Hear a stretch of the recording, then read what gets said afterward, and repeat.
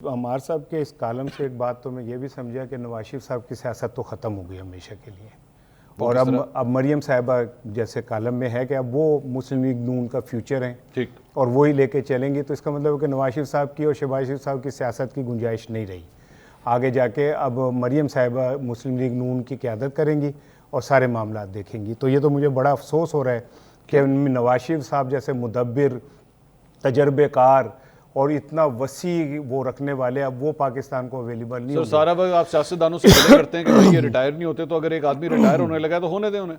अच्छा, मैं तो दुख के साथ कह रहा हूँ कि वो रिटायर हो रहे हैं। मियाँदाद जब रिटायर हुए तो मुझे बड़ा दुख हुआ था कि इतना बड़ा प्लेयर रिटायर हो गया, और ये तो रिटायर्ड हर्ट हो रहे हैं मेरा ख्याल है। अच्छा, हाँ, और एक रिटायरमेंट और एक रिटायर्ड हर्ट होने में बड़ा फ़र्क है। ये हर्ट होकर रिटायर हुए हैं। अच्छा, क्योंकि अगर चौथी दफ़ा वज़ीर आज़म बनते तो हर्ट भाई उनका वज़ीर आज़म है, बेटी उनकी वज़ीर आला, हर्ट क्यों ना उन्होंने? चौथी दफ़ा वो बन जाते जैसे वो आए थे अपनी ख्वाहिश लेके, तो शायद वो हर्ट ना होते। ठीक है, लेकिन वो हर्ट हुए और उन्हें नहीं बनाया गया और उनके भाई को बना दिया गया।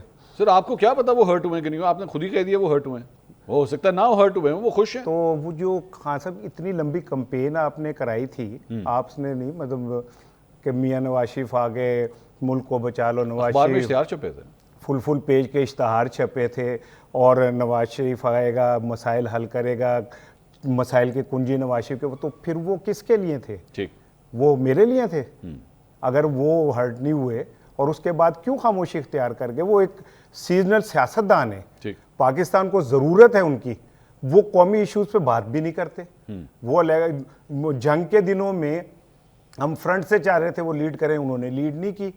ठीक है, और अब ये इसराइल वाले इशू, बाकी मामलात में वो नहीं बात करते, जबकि उन्हें करनी चाहिए। तो मुझे तो ऐसा लगता है या तो फिर ये कि क्योंकि मरियम साहिबा को आगे लाना है तो उनकी जबान बंदी करा दी गई है।